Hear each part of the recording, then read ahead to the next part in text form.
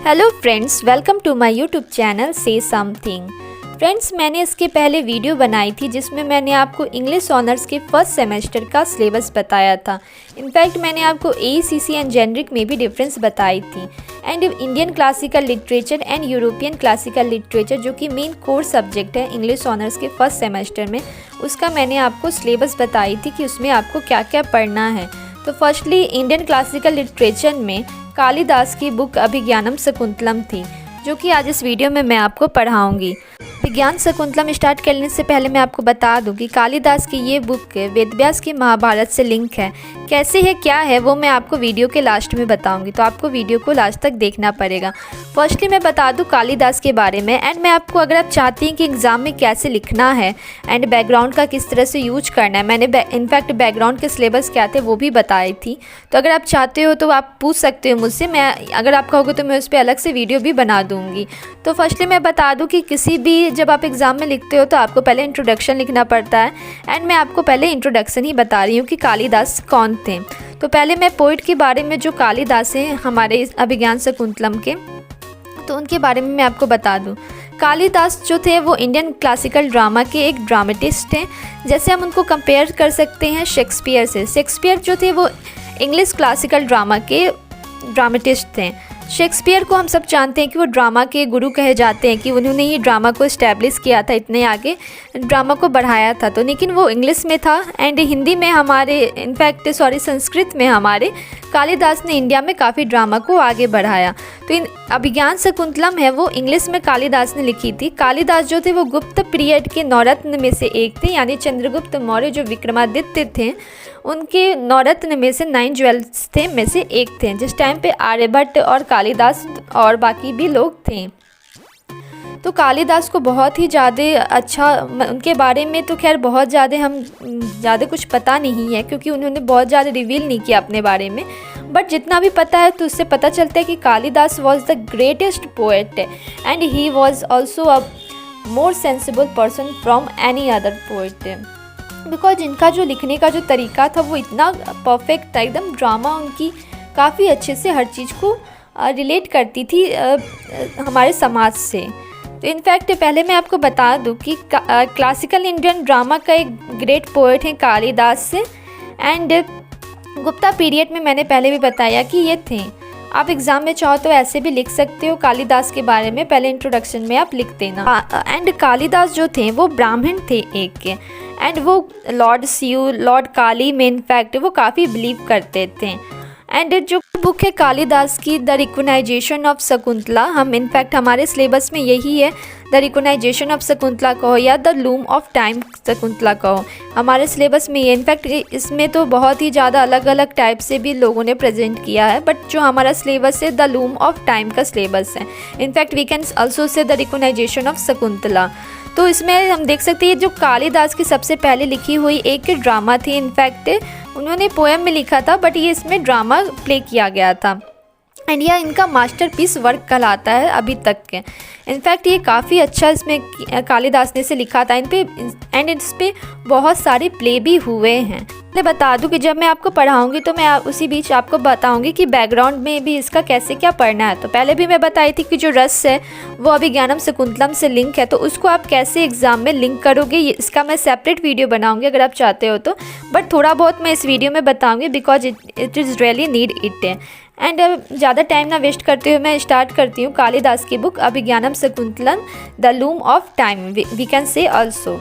मैं सबसे पहले बता दूं किसी भी नॉवेल, प्ले या फिर पोएम को पढ़ने का द परफेक्ट मेथड क्या होता है। पोएम में तो नहीं इनफैक्ट, बट नॉवेल और प्ले में आपको सबसे पहले देखना होता है कैरेक्टर। तो आप देख सकते हैं स्क्रीन पर कैरेक्टर कौन कौन से हैं। एंड में अगर आप कैरेक्टर देख लेंगे तो आगे आपको आसानी होता है समझने में कि वो जो पर्सन इसमें बताया गया वो क्या था, मतलब उसका ऑक्यूपेशन क्या था और वो किससे रिलेटेड था। ये स्टोरी स्टार्ट होती है इंद्र नाम के एक पर्सन से, जो कि एक किंग रहते हैं। इनके पास मेनका नाम की एक लड़की डांसर रहती है। तो यहाँ मेनका को अप्सरा बताया गया, अप्सरा विच मीन्स कि मोर ब्यूटीफुल गर्ल, कि वो बहुत ही एक सुंदर लड़की रहती है। इनफैक्ट उसके तरफ कोई भी देख के काफ़ी जल्दी अट्रैक्ट हो जाता है। तो मेनका को इस नॉवेल में बहुत ही खूबसूरत दिखाया गया है।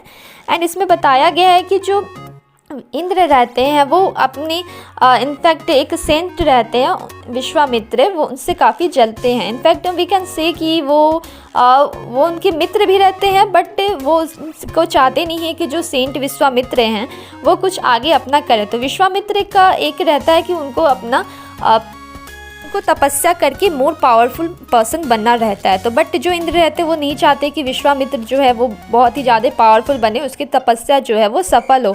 तो वो मेनका को भेजते हैं कि जाओ तुम विश्वामित्र के पास, उसकी जाके तपस्या तुम भंग करो। एंड इनफैक्ट कि अगर वो तपस्या नहीं करेंगे तो वो पावरफुल नहीं बनेंगे। तो मेनका जाती है विश्वामित्र के पास से, she wanted to distract him, but अब वो बहुत ही ज़्यादा कॉन्शियस रहते हैं अपने तपस्या को लेकर, बट वो डिस्ट्रैक्ट नहीं होते हैं। बट मेनका बहुत ट्राई करती है एंड लास्ट में उन्होंने मेनका को देख लिया रहता है। तो फिर वो जब मेनका को देखते हैं तो सब कुछ खो जाते हैं कि वो क्या कर रहे थे क्या नहीं कर रहे थे। एंड उसकी खूबसूरती में उतनी खींचे चले आते हैं उसके पास कि एंड खो जाते हैं। इनफैक्ट वो इतनी खूबसूरत रहती है कि उनको कुछ रहता ही नहीं है कि याद कि वो पहले क्या कर रहे थे, उनको क्या आगे करना है, उनका पर्सपेक्टिव क्या है। तो वो मेनका के साथ धीरे धीरे टाइम बिताते हैं एंड जो टाइम है वो चलते जाता है। तो फिर अचानक से उनको याद आता है कि उन्होंने तो अपना वो तो तपस्या कर रहे थे, उनको तो मोर पावरफुल बनना था। तो फिर वो मेनका से कहते हैं कि तुम कौन हो, यहाँ क्यों आई हो। वो बताती है कि किंग इंद्र ने मुझे भेजा था आपके पास ताकि आप तपस्या ना कर पाओ, आप पावरफुल ना बन पाओ। तो विश्वामित्र को बहुत गुस्सा आता है, बट उन्होंने आपस में शादी कर ली रहती है एंड मेनका जो होती है वो प्रेग्नेंट हो रहती है। तो मेनका की और विश्वामित्र की बेटी रहती है शकुंतला, जिसकी ये स्टोरी है द लूम ऑफ टाइम में। तो शकुंतला जो होती है वो मेनका और विश्वामित्र की बेटी रहती है। तो बट मेनका और की मतलब डेथ उसकी तबीयत सही नहीं रहती है, विश्वामित्र भी अपने तपस्या में बिजी रहते हैं। तो मेनका और विश्वामित्र क्या करते हैं कि कानवा नाम के सेंट रहते हैं, उनके पास वो भेज देते हैं शकुंतला को ताकि उसकी पालन पोषण हो सके। तो शकुंतला के जब वहाँ जाती है तो वहीं उसकी पालन पोषण होती है, वहीं वो हर चीज़ करना सीखती है। बट मेनका की तरह शकुंतला भी बहुत ही खूबसूरत रहती है, वो भी सबको बहुत ही ज़्यादा अट्रैक्ट कर लेती है। तो वो अब वहाँ पे रह के वो कानवा ऋषि के साथ हर्मिटेज में रहती है, विच मीन्स आश्रम में रहती है वो। एंड वहीं पे वो अपना पढ़ाई जो भी विद्या लेना रहता है अपना वहीं पे सीखती है। तो एक दिन कानवा ऋषि को कहीं बाहर जाना पड़ता है किसी काम से। एंड देन किंग दुष्यंत जो कि हस्तिनापुर के राजा रहते हैं, उनकी एंट्री तब होती है जब कानवा ऋषि कहीं बाहर चले जाते हैं। तो वो किसी हिरन को पकड़ना चाहते हैं, उसका शिकार करना चाहते हैं, बट लोग वहाँ के मना करते हैं कि आप पे ये किसी हिरन का शिकार नहीं कर सकते, बिकॉज कानवा ऋषि को ये पसंद नहीं है। और वो यहाँ के मतलब ऑनर टाइप से, मतलब एक लीडर समझ लो कि लोग उनका बहुत रिस्पेक्ट करते हैं उनकी बातों को। तो लोग मना करते हैं एंड लोग फिर बोलते हैं कि आप उनकी बेटी शकुंतला के पास जाकर पूछ लो, वो तो अभी बाहर गए हैं, एंड शकुंतला के पास जाके पूछ लो कि मतलब आप हिरन का शिकार कर सकते हो कि नहीं कर सकते हो। वो अगर आपको परमिशन दे देगी तो आप कर लेना। तो देन वो आते हैं शकुंतला के पास। वो शकुंतला के पास आते हैं तो देखते हैं कि शकुंतला जो है बहुत ही खूबसूरत लड़की है। वो एक के पीछे से छुप के शकुंतला को देखते हैं कि वो कितनी खूबसूरत है, उसकी खूबसूरती को देख के वो खो जाते हैं। एंड उसके साथ उसकी दो फ्रेंड रहती है, अनासूया और प्रियंबदा। वो तो दोनों बात करती हैं, वो तीनों आपस में बात करती हैं। तभी राजा दुष्यंत की एंट्री होती है। राजा दुष्यंत आते हैं शकुंतला के पास। वो बताते हैं कि मैं हस्तिनापुर का राजा हूँ एंड मैं यहाँ पे शिकार के उद्देश्य से आया था और मैं कुछ दिन यहाँ पे रहना चाहता हूँ, बिकॉज उनको तो एक मौका चाहिए रहता है शकुंतला के साथ टाइम स्पेंड करने का। देन शकुंतला उनकी बहुत अच्छे से हॉस्पिटैलिटी करती है। इनफैक्ट वो बहुत ही ज़्यादा खुश हो जाते हैं। उसकी एक तो खूबसूरती इतनी अच्छी रहती है, उसके बाद उसका जो अतिथि सत्कार होता है वो भी बहुत ही अच्छे से वो करती है। तो वो उन्होंने डिसाइड किया रहता है कि वो शकुंतला से शादी कर लेंगे। तो देन वो दोनों मैरिज कर लेते हैं एंड शकुंतला के पेट में एक बच्चा आ जाता है। टाइम एक दूसरे के साथ काफ़ी अच्छे से स्पेंड होता है, बट कानवा ऋषि को पता नहीं होता है कि उनकी बेटी ये शकुंतला शादी कर ली है, बिकॉज वो तो अभी बाहर थे। बट कुछ टाइम ऐसे बीतता है, हस्तिनापुर पे किसी ने अटैक कर दिया रहता है, जिससे किंग दुष्यंत को वहाँ से जाना पड़ता है। देन शकुंतला बहुत ही सैड रहती है, वो बोलती है कि मैं आपके बिना कैसे रहूँगी। तब वो बोलते हैं कि ये लो मेरी तुम रिंग लो, उस पर किंग दुष्यंत की फ़ोटो बनी रहती है। एंड वो उससे बोलते हैं कि तुम्हें मेरी जब भी याद आएगी तो तुम ये रिंग देख लेना, तुम्हें तब मेरी याद थोड़ी कम हो जाएगी। तो फिर भी शकुंतला को लगता है कि कहीं उसको राजा उसको भूल ना जाए, तो वो बोलते हैं कि नहीं मैं तुम्हें कैसे भूल सकता हूँ। तो वो फिर चले जाते हैं। फिर बहुत टाइम बीत जाता है, फिर इतना टाइम बीत जाता है एंड ना ही कोई लेटर मिलता है ना कुछ मिलता है शकुंतला को। तो वो परेशान रहती है कि कहीं उसे राजा भूल तो नहीं गए। कुछ टाइम बीतने के बाद री एंट्री होती है सेंट कान्वा की। उनको पता चल जाता है कि शकुंतला और किंग दुष्यंत ने शादी कर ली है एंड शकुंतला के पेट में एक चाइल्ड है, शी इज़ प्रेग्नेंट है। एंड बट वो खुश होते हैं इस चीज़ को देखकर कि शकुंतला के पेट में जो चाइल्ड है वो एक रॉयल है। एंड उससे बोलते हैं शकुंतला से कि शी शुड गो इन हस्तिनापुर, कि तुम्हें अब जाना चाहिए हस्तिनापुर, बिकॉज अभी तक राजा का कोई लेटर नहीं आया है एंड कहीं वो तुम्हें भूल ना जाए। तो she has decided to she will go there, but she was not sure that time. एक दिन क्या होता है कि वो शकुंतला इसी तरह ख्यालों में खोई रहती है राजा दुष्यंत की। देन एक सेंट दुर्वासा रहते हैं, वो शकुंतला से कुछ दान मांगने के लिए आते हैं, बट शकुंतला तो खोई रहती है तो उसे सुनाई नहीं देता कि वो उससे क्या बोल रहे हैं saint Durvasa. Then saint Durvasa जो होते हैं वो बहुत ही ज़्यादा गुस्से वाले स्वभाव के होते हैं। देन वो उससे नाराज़ हो जाते हैं, एनॉय हो जाते हैं एंड वो शकुंतला को कर्स कर देते हैं, विच मीन्स श्राप दे देते हैं। वो बोलते हैं कि तुम जिसके भी ख्यालों में खोई हुई हो वो तुम्हें हमेशा के लिए भूल जाएगा। देन शकुंतला बहुत शौक हो जाती है। तभी उसकी फ्रेंड अनासुया और प्रियंबदा आती है वहाँ और बताती है कि इसके पति इसे छोड़ के चले गए हैं एंड इसके पेट में एक बच्चा है, she is pregnant now. Then उसे वो बोलते हैं कि अगर वो कोई चीज़ है, अगर उन्होंने कुछ दी होगी इसको, तो अगर वो चीज़ वो देखेंगे तो उन्हें वो सारी चीज़ें याद आ जाएगी। इनफैक्ट उन्हें याद आ जाएगा कि वो उनकी वाइफ है एंड इसके पेट में जो बच्चा है वो उनका है। तब वो सोचती है शकुंतला एंड उसकी फ्रेंड सोचती है कि चलो मतलब राजा दुष्यंत ने तो उन्हें उसे एक रिंग दिया था जो कि उसके पास अभी भी है। तो सोचती है कि अब वो टाइम आ गया कि उसे जाना चाहिए राजा दुष्यंत के पास। तब वो जाती है हस्तिनापुर जाती है तो उसे काफ़ी अच्छा लगता है कि वहाँ के पानी बहुत अच्छे लगते हैं उसे।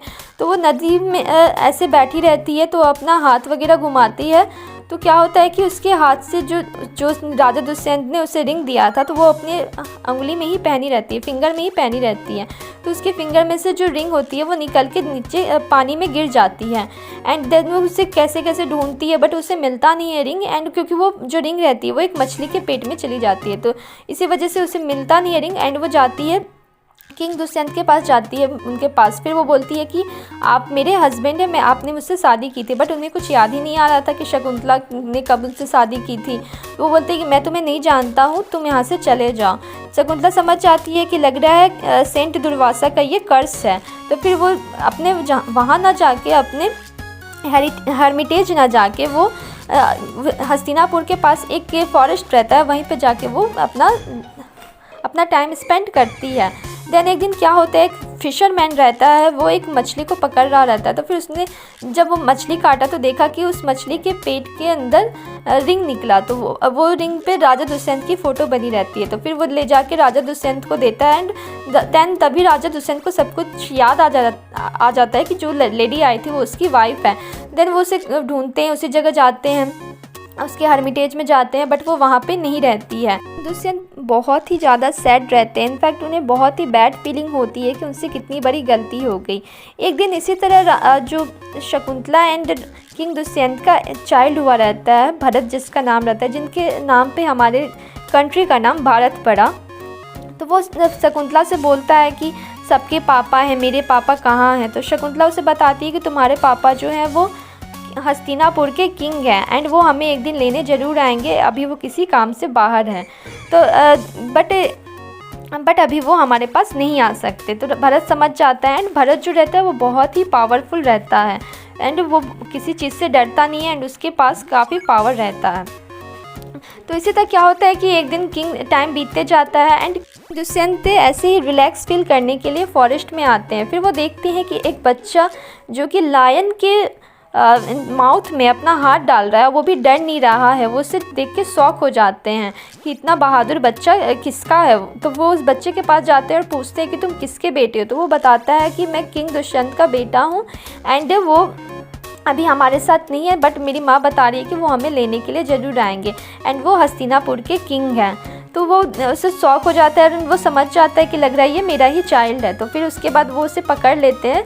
इनफैक्ट किंग दुष्यंत भरत को पकड़ लेते हैं एंड उसे अपने गले से लगा लेते हैं। तभी वहाँ पे शकुंतला की एंट्री होती है एंड किंग दुष्यंत और शकुंतला एक दूसरे को देख के शॉक हो जाते हैं। फिर दोनों एक दूसरे से माफ़ी मांगते हैं, बट शकुंतला बोलती है कि आपकी नहीं, मेरी गलती थी कि मैंने सेन दुर्वासा को उनके बातों को रिस्पॉन्स नहीं दिया। तो बट दोनों कहते हैं कि चलो अब मतलब जो हो गया सो हो गया, we will together. Then king Dushyant, Shakuntala and Bharat तीनों साथ में रहते हैं एंड किंग दुष्यंत भरत को अपना उत्तराधिकारी घोषित कर देते हैं। तो यहाँ पे हम जो भरत है, हम सब जानते हैं कि भरत कितने पावरफुल एक एम्पायर थे एंड उनके नाम पर ही हमारे कंट्री का नाम भारत पड़ा। एंड जो भरत है वो महाभारत की कौरव और पांडव के एंचेस्टर हैं। और वो एंचेस्टर कैसे, इनफैक्ट वो पूर्वज कैसे हैं कौरव और पांडव के, ये मैं आपको बताऊंगी अपने नेक्स्ट वीडियो में। तो आप उस चीज़ को देखना। अगर आप चाहते हो कि मैं उसमें पूरा डिटेल से बताऊं कि इनफैक्ट कि भरत के कितने पुत्र थे, किसके कितने क्या थे, तो आप मुझे कमेंट कर देना, मैं उस पर भी वीडियो बना दूंगी। एंड को पहले ही बताया था कि मैं आपको रस के बारे में बताऊंगी, तो मैं स्टोरी के बीच में तो रस के बारे में आपको नहीं बता पाई कि कैसे लिंक करना है। मैं अभी आपको बता देती हूँ कि आप रस को कहाँ कहाँ लिंक करोगे। तो फर्स्टली मैं बता दूँ इन द सिंपल मीनिंग कि रस का अगर हम सिंपल मीनिंग में कहें तो वो होता क्या है। रस होता है इंटरटेनमेंट। इनफैक्ट जब हम फिल्में देखते हैं, अपने एक्टर्स को देखते हैं, एक्ट्रेस को देखते हैं, कि वो जो भी एक्टिंग करते हैं वो रस को फॉलो करके करते हैं एंड उसी से हमारा जो इंटरटेनमेंट होता है, हमें वो उनकी जो भी ड्रामा वो करते हैं, प्ले करते हैं, तो हमें उसमें इंटरटेनमेंट फील होता है। भारत मुनि ने नाट्य शास्त्र में रस के बारे में बताया है। तो रस का पहले हम थ्योरी जान लें। रस theory asserts that entertainment in the drama or performance is expected to evoke rus or joy aesthetic, but that is not the primary goal. The primary goal is instead to create parallel life in front of the audience to experience a sense of one's own, that is consciousness, spiritual and moral question। मतलब जब हम फिल्मों में देखते हैं कि जो भी हमारे एक्टर एक्ट्रेस हमें इंटरटेनमेंट करने के लिए कुछ कर रहे हैं, तो उसे हम कहते हैं रस कहते हैं। इनफैक्ट कुछ कर रहे हैं कि विच मीन्स हुआ कि वो रोमांस कर रहे हैं या कॉमेडी कर रहे हैं या आपस में झगड़ रहे हैं या फिर वो एक दूसरे से गुस्सा हैं, तो उसे हम कहेंगे रस कहेंगे। तो मतलब इसका मीन है इंटरटेनमेंट से डायरेक्ट कि जिस भी चीज़ को देखकर ऑडियंस को इंटरटेनमेंट फील होता है वो होता है रस। आप सिंपल मीनिंग में यही समझेंगे। तो रस से ये सब जो लिखा गया था, ये सब संस्कृत में लिखा गया था। भारत मुनि ने रस नाट्य शास्त्र में रस लिखा था। एक बहुत ही पहले, एक जब ये कालिदास वगैरह कोई भी नहीं थे, तो ये सब जो भारत मुनि हैं एंड बहुत ही संस्कृत के ऐसे ऐसे राइटर हैं, तो वो सब संस्कृत में ही नाट्य शास्त्र लिखते। उन्होंने संस्कृत में ही प्ले वगैरह लिखा था, जिसमें से भारत मुनि भी एक के प्लेस थे। तो रस जो होता है वो 9 टाइप्स के होते हैं। श्रृंगार विच मीन्स लव और ब्यूटी, हास्य के वर्ड से ही पता चल जाता है कि कॉमेडी होता है, लॉफ्टर एंड करुणा मतलब सौरव दुख है, रुद्र एंगर विच मीन्स गुस्सा करना, वीर हीरोइज्म या करिश साहस आपका बढ़ाना, भयानक टेरर या फियर, विभास्त्य। यहाँ पे विभास्त्य और भयानक में आप थोड़ा समझेंगे कि जो भयानक होता है वो हमें कह सकते हैं कि हम थोड़ा बहुत जो डरे रहते हैं उसे हम कह देंगे भयानक है। बट विभास्त्य ऐसा होता है जिसमें हम पूरी तरह से डर जाते हैं, एकदम हम इतने ज़्यादा अफ्रेड हो जाते हैं कि हम इधर उधर कहीं भी जाना नहीं चाहते, उस काम को करना नहीं चाहते, तो वो हो गया विभास्त्य हो गया। उसके बाद अद्भुत नाम से ही ये प्रेजेंट करता है कि सरप्राइज हुआ, वंडर हुआ। एंड संता विच मीन्स पीस और शांत विच मीन्स पीस और ट्रैंक्विलिटी। तो ये हम देख सकते हैं ये रस है। इसी को फॉलो करके हम जो भी मूवी वगैरह देखते हैं उसके एक्टर रस को ही फॉलो करके अपना जो भी एक्टिंग है वो करते हैं। तो रस का सिंपल सा मीनिंग समझ गए। एंड क्योंकि इस बैकग्राउंड टॉपिक को आप कैसे लिंक करोगे अभिज्ञानम शकुंतलम से। तो जैसे कि आपने देखा कि किंग दुष्यंत हैं एंड या विश्वामित्र हैं वो दोनों मेनका और शकुंतला की, मतलब किंग दुष्यंत शकुंतला की एंड विश्वामित्र मेनका की खूबसूरती देखकर खो जाते हैं। तो यहाँ पे हम श्रृंगार रस का यूज करेंगे, विच मीन्स कि लव एंड ब्यूटी का, क्योंकि वो इतनी ज़्यादा खूबसूरत रहती हैं दोनों, जिससे इन दोनों को बहुत ही जल्दी उनसे प्यार हो जाता है। तो यहाँ पे हम एग्ज़ाम में इसी तरह से लिंक करेंगे कि यहाँ पे श्रृंगार रस का यूज हुआ है, यहाँ मतलब कि यहाँ श्रृंगार रस का यूज हुआ है एंड यहाँ पे दोनों विश्वामित्र एंड किंग दुष्यंत जो हैं वो दोनों शकुंतला एंड मेनका को देखकर खो जाते हैं। एंड उसके बाद हम यहाँ पे बहुत ही ज़्यादा ऐसे एंड कर्स है, यहाँ पे देख सकते हैं सेंट दुर्वासा ने कर्स जो दिया शकुंतला को, तो वहाँ पे हम एनॉय विच मीन्स रुद्र रस का यूज करेंगे हम, कि यहाँ पे सेंट दुर्वासा हैं वो गुस्सा हो जाते हैं, वो रुद्र रस का यूज करके हम एग्ज़ाम में लिख देंगे कि वो रुद्र रस को फॉलो करते हैं। उसके बाद हम ऐसे आप अपना जब बुक पढ़ोगे या फिर आप कहोगे तो मैं रस पे इनफैक्ट आपको अलग से भी वीडियो बना दूंगी कि कैसे कैसे आपको एग्ज़ाम में लिखना है। तो अभी तो मैं ये बेसिक चीज़ आपको बताई हूँ कि आप बैकग्राउंड को भी अगर लिंक करके लिखते हो एग्ज़ाम में या कैसे भी आप पढ़ते भी हो, तब अगर आप बैकग्राउंड के साथ पढ़ते हो, उसके साथ समझते हो, तो इससे आपका जो लिटरेचर का जो समझ है वो काफ़ी ज़्यादा बढ़ेगा। इसके साथ ही आपके मार्क्स भी एग्ज़ाम में बहुत ही अच्छे आएंगे। एंड आज के लिए सिर्फ इतना ही है। अगर आपके और भी क्वेश्चन एंड क्वेरीज है तो you can also ask me. Till then you can also hit the like button and subscribe, say something. Thank you so much.